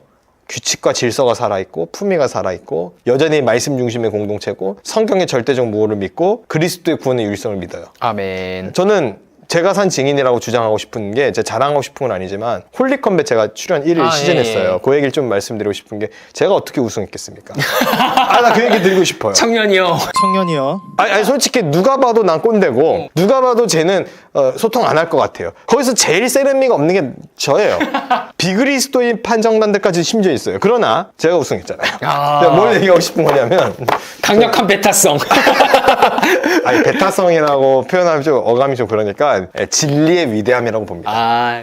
진리는요 속일 수 없습니다. 저는 그렇게 봐요. 그러니까 적당하게 타협해주고 적당히 위로하면 좋아해주겠지. 반짝 좋아할 거예요. 그러나 그 영혼들은 다 파괴될 거예요. 사람들의 얘기를 잘 듣고 소통하는 거 물론 중요해요. 근데 주님의 마음을 대변해야 돼요. 목회자는 기본적으로. 그리고 사람들의 이야기와 시선을 의식해서 해야 할 말을 못하거나 진리를 올바로 선포하지 못한다고 한다면 그건 옳지 못한 거죠. 그래서 뭐라고 솔트 처치요? 솔트레이스 처치. 뭐 그럼 모르겠고요. 교회는 무조건 스트롱 처치예요. 근데 이게 저는 진짜 웃긴 게 뭐냐면 이게 그거잖아요. 네. 교회가 세속화되었다라고 네, 얘기하잖아요. 그거에 대해서 목회자들도 동의하고 성도들도 네. 어느 정도 동의를 하잖아요. 네. 근데 거기에 자신이 없는 것 같아. 그러니까 내가 거기서 빠진 것 그렇지. 같아. 사실 교회는 공동체성이지만 그 안에 네. 자기 자신도 네. 들어가 있는 거잖아요. 그러니까 교회 세속화가 아니라 사실 성도의 세속화거든요. 그렇죠. 여기 뭐라고 되어 있냐면 개신교인의 기존 교리에 대한 믿음 약화와 윤리적 기준의 변화. 한국 기독교 목회자 협의회가 98년부터 2023년까지 5회에 걸쳐서 개신교의 뭐 이런 것들을 했던데 기본적 교리에 대한 교인들의 믿음이 꾸준히 약화되는 추세를 보이고 있다. 아휴. 이거는 세속화라고 표현하기에도 좀 그렇고요. 그냥 드러난 거예요, 이제. 그러니까. 이게 오히려 저는 마지막 때를 보여주는 징표라고 봅니다. 네? 여러분, 종말이 옵니다. 자, 날짜를 알려드리겠습니다. 아니, 우리가 너무 장난스럽다는 비판도 있으니까, 뭐 그 비판 수용할 생각은 없지만, 자, 중요한 건 뭐냐면 마지막 때예요, 지금. 틀림없이 네. 마지막 때고. 당연하죠. 아니, 나 지금 화나는 건 몇 가지가 있어요. 자, 요한계시록 같은 것도 해석할 때, 문자다, 상징이다. 666도 뭐 네로 황제를 뜻하여 도미티아누스 바퀴를 뜻하는 거다. 아니요? 아니라고 봐요. 왜 웃으세요? 성서학자? 실제적인 표로 임하게 될 날이 올 거라고 난 믿어요. 그렇죠. 난 진짜 그렇게 당연하죠. 생각해요. 왜냐면 계시잖아. 계시록이잖아. 쟤도 마음대로 입하네. 난 몰라. 아니, 그렇잖아요. 성경적 진리대로 말 안 해요? 그렇죠. 왜 뭐가 두렵습니까? 죄를 죄라고 얘기해야지. 나 이번에 내가 굉장히 가슴 뛰는 설교가 네네네. 10월 27일 박한송 목사님 설교예요. 나 뭐가 두렵냐는 말을 회개했잖아. 내가 과연 뭐가 두려웠을까? 여러분, 저 이제 두렵지가 않아요. 여러분들이 아무리 댓글창에 싸질러 놔도 보지 않을 거예요. 네? 자, 난 두렵지 않아요. 그럼 편집 없이 내보내주세요. 특히 666에 대한 얘기는 편집 없이 내보내주세요. 나는 진짜 그렇게 생각합니다. 666 뭐예요, 그래서? 표라고요, 짐승의 표. 그럼요. 짐승의 표 맞죠. 그러니까 저는 이거 얘기 좀 신중해야 될 것 같긴 해요. 사탄의 표지. 아니, 우리가 짐승의 표잖아. 예. 세례를 받음으로써 인침을 받잖아요. 그럼요. 교회 공동체가 되었다고. 예수 그리스도의 이름이 이마에 써 있잖아요. 네. 이마에 안 써 있는 사람들 있다니까, 그거. 이제 보여요, 저는. 보이지 않나요? 영안이 열리셨나요? 네, 보여요. 안 믿는 사람이다, 믿는 사람이다, 보여. 솔직히 영안도 아니에요. 그냥 눈 뜨면 보여요. 그러니까 보여요. 그냥. 보이잖아요, 네, 우리. 보이죠. 숱하면 알죠. 숱하게 나와 있잖아요. 알잖아요. 좋은 성도들, 훌륭한 성도들 많아요. 근데 말씀에서 비껴간 사람들이 너무 많아. 많아요. 교회 와서 그러면서 교회가 세속화되었니 어쩌느니 그게 위선이야. 그게 다른 게 위선이 아니고. 예? 목사가 세속화됐다 자기는 세속화 안 됐어 사실. 목회자가 세속화된 게 옳다는 게 아니에요. 거룩해야죠. 경건을 위해 살려 그러고 목사가 뒤에서 몰래 술 마시면 안 되죠. 담배 피면 안 되죠. 예? 성도들도 안 되는 거예요. 왜 교인은 되는 것처럼 생각해. 네. 교인들도 안 돼. 하지 마. 말씀 앞에 겸허하게 순종하고 아멘. 진리대로 나아가세요. 성경 읽으세요. 교리에서 멀어진다? 말씀을 안 읽어서 그런 거잖아요. 신앙 서적 안 사보잖아요. 출판사들은 어렵다는 소리 좀 안 나오게 해주세요. 책 좀 사보세요. 말씀 안 읽고서 세속의 문화 이런 거 막 기웃기웃대고 뭐 한 손에 신문 한 손에 성경 웃기는 소리 하자면 성경도 아니고 놓고 그리고 또 비치용 성경 그거 들고 다니고 왔다 갔다 하는데 개인 성경책 왜 없어요? 성경 왜 안 사봐? 말씀 안 읽을래요, 진짜? 종이로 읽어야 돼, 종이로. 활자로 읽어야 돼. 그럼요. 활자가 살아 움직여. 성경 사봐야 돼요, 네. 진짜. 한 손엔 성경을 들으세요, 일단. 성경도 안 듣고서 뭐 세속도 알아야 된다, 세상도 알아야 세상 속에 살고 있으면서 그리고 세상은요, 몰라도 돼. 예? 말씀만 알면 돼요. 말씀 앞에 그렇게 자신감이 없어요? 말씀이면 된다라는 믿음이 없어요? 뭐 세상 문화를 알아야 돼? 트렌드를 알아야 돼? 트렌드 몰라도 돼요. 그럼요. 복음이면 중심이에요. 그러면서 진짜 복음이 충분하다고 생각하냐? 그 말은 아니지 않냐? 아니요, 그 말이면 돼요. 충분하죠. 진짜예요. 믿음이 없는 자 왜 의심하였느냐? 난 그래서 김중근 목사님이 나는 그 말이 맞다고 생각해요. 그럼 복음이네요. 한 손에는 복음, 한 손에는 사랑. 끝이야.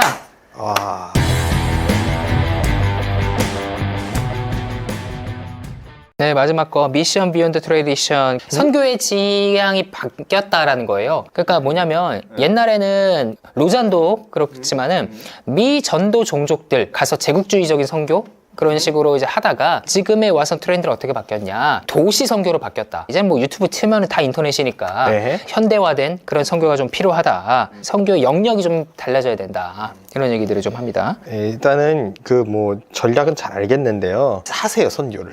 예? 하라고. 도시든 시골이든 왜 가려? 아니 그리고 영국, 프랑스, 독일 세속화되고 뭐 차별금지법도 통과되고 이러니까 복음이 필요하죠. 그러니까 거기에서 선교하러 들어가겠다라는 걸 잘 알겠는데 솔직히 이민이지 그게. 아 그잖아. 제3국으로 들어가세요. 이슬람 국가 가시고. 나는 좀 위험한 말일 수 있겠지만 인터컵이 제대로 생겼다고 생각해요. 솔직하게 말해서 진짜로. 아니 그래야 되는 거 아니에요? 중국, 북한 그런 데 들어가야죠. 아니, 막 뉴질랜드 선교사가 웬 말이야, 사실. 아니, 뉴질랜드는 그냥 놀러 간 거지, 휴양한 거지. 네, 어쨌든지 간에 중요한 것은 뭐냐. 뉴질랜드도 필요해요. 해야 돼요, 선교. 아니, 왜냐면 안 믿으니. 근데 힘들고 어려운 선교지 안 가려고 하라는 거 솔직히 있잖아요. 왜 도시에 머무르려고 할까요? 도시가 재화가 많잖아. 자기도 도시에서 누리고 싶은 거야. 팀 켈러 핑계 대지 마세요. 네? 나 솔직하게 말할까요? 시골에 왜 안 가고 싶은지? 왜 사람들이 도시 선교? 도시에 교회가 없어요? 솔직히 우리나라 네. 문 열고 5분만 가면 교회 하나 있어요. 그럼요. 편의점보다 교회가 더 많다는데. 그럼요. 없는데 가세요. 그럼요. 저는 꿈꾸고 있어요. 저기 북한에 선교하고 싶어요. 진짜. 예? 평양, 개성, 신의주, 함경도에 교회 세우고 진리를 전하고 그래야 되는 비전 가져야 되는 거 아니에요? 저 꿈이 있어요. 어떤 꿈이요? 김일성 종합대학에 우리 개신교학과를 세워서 교수가 되는 거예요. 그런 허튼 꿈 꾸지 마시고. 테라포밍. 아니 김일성 종합대학의 이름부터 바뀌어야지. 사실. 바꿔야죠. 네, 이치학 종합대학을 해가지고. 그리고 있어요. 그 평양의 예루살렘 대학교. 신학과가 네. 있어요. 그럼요. 네, 공산주의 이념 배워요. 좌익 이념들을 배우고. 어쨌든 그러면서 네. 여기서 부상하고 있는 선교의 양상들 이렇게 해서 이주민 선교라든지 문화예술 선교, 그 미디어 유튜브 하나님의 선교만 선교하는 이런 거 사람들 일단 다 걸려야 돼. 그러니까 그게 무슨 얘기냐면 전도 안 하겠다는 뜻이야 사실. 그러니까 WCC 개종전도 금지주의에 합류한 거야 그냥. 그냥 뭐 기독교를 알리고 뭐 기독교 문화원이세요? 응? 그걸 왜 알려? 진리를 선포해야지. 여기서 이제 좀 관심을 깊게 네. 본 게 이주민 선교의 필요성을 얘기를 하더라고요. 제가 지난주에 예수마을 거기에 다녀왔어요. 그 뭐예요? 은퇴한 선교사님들을 섬기는 공동체라고 하더라고요. 선교사님들이 해외에서 20년, 30년, 40년 하다가 은퇴해서 돌아오시면 한국 교회에서 생활이 안 된대요. 그분들을 파송을 할 때는 돈을 주지만 그치. 오시는 분들을 케어하진 않는다. 그래서 그분들을 살아갈 수 있도록 공동체를 만들어놨는데 거기에 그래서 뭐 선교사님들이 매일 그렇게 살고 있냐? 그건 또 아니고 거기에 갔더니 선교사님들이 없어요. 그래서 물어봤더니 선교사님들 어디 가 있으세요? 하더니 그분들은 이제 해외에서 하는 선교를 이제 그만두시고 이곳에 오셔서 이주민 선교들 아니면 뭐 노숙인 선교들 이런 선교를 하고 있다. 이제 들어오셔서 본인의 역량을 찾아서 또 재사역을 하고 있다. 이렇게 말씀을 좀 하시더라고요. 다문화 선교라고 얘기하죠. 이런 분들을 향해서도 선교가 필요하지 않는가. 그쵸. 근데 이제 그런 생각을 못 했을 것 같아. 선교사님들 본인도 내가 선교지에서 선교를 평생 하고 은퇴해서 돌아올 거란 생각을 안 했을 것 같아. 아마 선교사님들의 거기서 그냥 나는 죽는다. 순교한다. 이런 각오로 들어가기 때문에 언더우드 아펜젤로구나. 그렇죠. 은퇴를 생각 안 해요. 그러니까 이런 게 좀 노골적으로 얘기할게요. 내가 선교사님들 좀 비판할게요. 이번에는. 은퇴해서 돌아올 생각하면 선교 가지 마. 아니 가서 뼈를 묻어야지. 그 현지인들과 같이 어울려야지. 자기네들 자녀들은 국제학교 좋은데 척척 보내고 여기서 보내주는 후원금 가지고 누리고 거기 물가가 싸거든요 선교지가. 그러니까 거기서 왕처럼 살아. 선교 안 해. 그리고 이제 한국 가끔씩 안식년이라고 또 기어 나와가지고 돈 싹 수거해가고 거짓되게 선교 보고 하고. 나 그런 인간들 내가 또 알거든요. 진실되게 선교하는 사람들을 피해주지 마시라. 선교지 안에 그럼 양화진이 생겨야 된다. 그럼요. 피 흘림이 없는 선교는 가짜 선교예요. 예. 그럼요. 근데 저는요, 목회도 선교라고 생각해요. 목회도 똑같다고 봐요. 목회하면서 누리고 그냥 교인들이 신방 가서 맛있는 거나 얻어먹으려고 그러고 그런 정신머리 갖고 있는 놈들은 그 부교육자도 하면 안 돼. 그건 그냥. 그런 사람들 많단 말이에요. 성도들만 너무 혼낸 것 같아서 지금 이제 또 타겟을 좀 바꿔봤는데요. 교인들 중에도 그 오만한 교인들의 특징이 뭐냐면 내가 뭐 은퇴 목사를 돕겠다. 내가 뭐 교육자들을 위해서 꼴값 떨지 마세요. 네 돈 필요 없어. 하나님의 진리의 말씀이면 충분해. 지가 뭔데 도와? 종속하려는 거예요, 그게. 그러니까 목회자 개인을 마치 옛날에 귀족 시대에 후원하는 것처럼. 성직자 자기가 두고 내가 후원해. 여러분 왜 고린도 교회가 싸우는지 잘 보셔야 돼. 개바파, 아볼로파, 바울파. 그러니까 자기가 후원하는 그 라인대로 정치 파벌 생긴 거예요, 그게. 바울 보고 그러잖아요. 네 추천서 있냐고. 그러니까. 우리의 추천서 들고 활동하냐고. 그러니까 바울 거기 세례한 사람 몇 되지도 않아 보니까 고린도서 보니까. 바울파가 오히려 소수야. 그러니까. 그러니까 바울은 인신 공격하잖아요. 그러니까. 사도권도 그거는 그럴 수 있다고. 그러면 안 돼, 고린도는. 왜냐면은 바울이 개척한 교회잖아. 바울이 개척해서 다른 그럴 수 있는데. 바울은 그러면 안 돼. 근데 외모 공격은 아니지. 그러니까 진짜 해도 되는 업무한 거야. 아니 사람들이 네. 말싸움에서 밀리면은 네. 처음에는 좀 논리적으로 공격하다가 네. 인신 공격을 해요. 바울이 얼마나 오죽했으면 화가 저 공격하는 났으면. 댓글이 다 그렇더라고.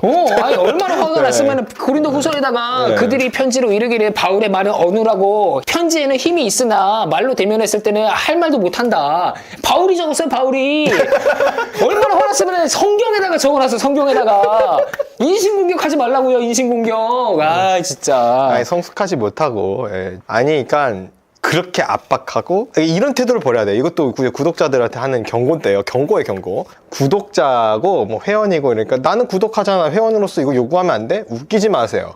하는 사람 마음이에요. 구독을 취소하고 가려면 가. 내가 구독하기 때문에 내가 원하는 채널로 바꾸겠다. 니랑 맞는 채널 콘텐츠를 찾아 들어가세요. 마지막으로 선교 네. 얘기 한 개만 더 하면 네. 단기 선교 파트가 있어요. 단기 선교 해야 돼요. 네, 좋은 그래서 거예요, 단기 선교. 단기 선교를 갔다 왔더니 78%의 사람들이 선교에 대해 긍정적인 인식이 생겼다. 네. 제가 단기 선교에 대해 부정적인 사람이었어요, 사실은. 네. 왜냐면은 현지 선교사님들이 선교 잘하고 있는데 갑자기 우르르 몰려와가지고 막 과자 사주고 장난감 사주고 막 잘해주고 떠나면은 그 허탈감은 그러니까. 어떡할 것이며 그 해외여행 아니냐. 맞아, 해외여행 아니냐 이런 생각을 했는데 내 생각이 좀 바뀌었어요. 아니, 가야 돼. 선교지에 가서 그들의 상황과 형편을 보면서 그 선교 현장에서 경험하는 걸로 말미암아 내가 바뀌어요. 그쵸. 아, 나 바뀌어야 되겠구나. 이게 있단 말이에요. 이철학이 7월 달에 선교 갔다 왔습니다. 어디로요? 필리핀으로요. 잘하셨네요. 선교 가야 돼. 나는 이제 담임 목회자이기 때문에 저는 강대상 비우기가 좀 어려워요. 개척한 지 1년도 안 된 교회라. 근데 저희 할 거예요. 단기 선교도 준비할 거고. 여러분, 교회 지지고 볶고 싸우는 애들 있죠? 교회 무조건 선교 보내야 돼. 가서 보라고. 싸우고 있는 내가 얼마나 한심한지. 교회 안에서 교회 반찬이 왜 이래 제가 나 상처 줬어요. 그럴 정신머리가 있냐고. 지금 수많은 영혼들이 예수의 십자가 복음을 듣지 못해서 지옥으로 향하고 있는 이 시점에 네 상처받는 게 왜 중요해? 나 또 열이 또 확 올라오네 또. 아무튼 간에 저는 이제 타협 없이 목회할 겁니다. 네.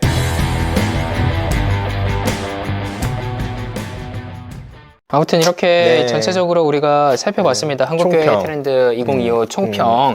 저는 이제 꾸하고 애쓰셨기 때문에 또 이런 시대적 분위기를 읽어가는 거에 대해서 무조건 나쁘다라고 얘기하려고 하는 건 절대 아니에요. 그러나 교회는 트렌드 따라가는 곳이 아닙니다. 그럼요. 진리의 요체요. 복음의 공동체요. 그리고 예수 그리스도의 공동체입니다. 성경만이 유일한 진리고 우리가 따라가야 할 것은 성경이에요. 성경도 안 읽고 트렌드를 왜 읽어요? 목회자들 성경 읽어야 돼요. 목회자들이 강의 안 해요, 요즘에. 추세가 점점 강의 설교를 안 해요.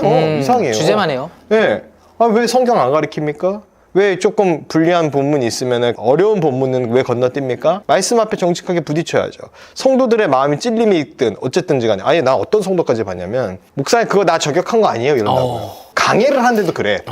아니, 진리의 말씀이 자기를 찔렀어. 그럼 회개하고 돌이켜야 되는데. 회개해야죠. 귀신 들렸네. 아니, 당신 그거 찔렸어요? 나 당신 염두에 두고 한 말 아닌데요? 근데 설교하고 당신 그렇게 느꼈다니 그럴 수도 있겠네 이랬더니 그걸 느낄 것 같았어요. 빼셨어야죠. 이러는 정신머리가 없는 거예요. 귀신 들린 거 맞아요. 교인 아니에요. 빼셨어야죠가 뭐예요? 네. 왜 빼요? 진리의 말씀을 선포해야지. 싸움질이 날라 그러고 분열이나 일으키고 돌아다니면서 담임 목사 흉보고 공동체를 와해시키고 교회를 구원받지 파괴시키고. 않기로 작정된 자입니다. 네, 그렇게 봅니다, 저도. 네. 네, 그렇게 하시면 안 되고 회개하셔야 되고 돌이키셔야 회개를 할 수가 있나. 어쨌든 트렌드 저는 두 가지로 봅니다. 첫째, 트렌드도 아니다. 너무 올드하다. 두 번째, 트렌드 따라가는 거 아니다, 교회는. 진리의 말씀을 따라가는 게 교회다. 그래서 교회 개척하는 데 있어서 중요한 게 뭐냐 라고 묻는다면 첫째도 성경이요, 둘째도 성경이요, 셋째도 성경이에요. 무슨 세미나 열면은 개척 세미나 때 보면은 그 동네를 분위기를 조사해야 된다, 부동산 시장을 파악해야 된다. 스타벅스야? 진짜 그렇게 해서 망한 교회가 바로 크리스털 처치야. 네? 인본주의. 인본주의 끝판왕, 상식. 진짜. 그냥 역세권이야 된다. 웃기지 마세요. 하나님이 하시면 됩니다. 그럼요. 아멘. 네. 하나님 살아계신 거 안 믿나? 안 믿는 거죠. 내 힘으로 네. 하려고 하니까 안 되는 거예요. 우리가 이렇게 됐어요, 이제. 그럼요. 그러니까 네. 이제 결이 안 맞네. 가세요. 네, 가시면 됩니다. 왜? 어차피 내 채널이 아니야. 네. 나는 그리고 다 망해서 한 명도 안 남아도 계속 진리만 얘기할 거예요. 그럼요, 네. 그럼요. 네, 잡아가도 지금 네. 진리 전하고. 참된 성도가 200만이 있는데 설마. 그럼요. 저는 그래서 이제 한국교회 트렌드 2025는 네. 바로 복음의 말씀으로 회복된 공동체, 회개하는 참된 신앙 공동체. 이미 시작됐어요. 예. 아멘. 우리 주님의 능력이 시작됐습니다. 야. 그렇게 봅니다. 예, 아멘. 할렐루야. 네, 그렇습니다. 우리 2025년에는 우리 다 구원받고 천국 가는 한 해가 되기를 간절히. 주님 진짜 곧 오실 것 같아요. 여러분들 트렌드 따라가지 마시고 오직 복음 따라가시는 우리 성도들, 구독자들 되시기를 간절히 주님의 이름으로 축복합니다. 안녕! 감사합니다. 네, 아유, 네.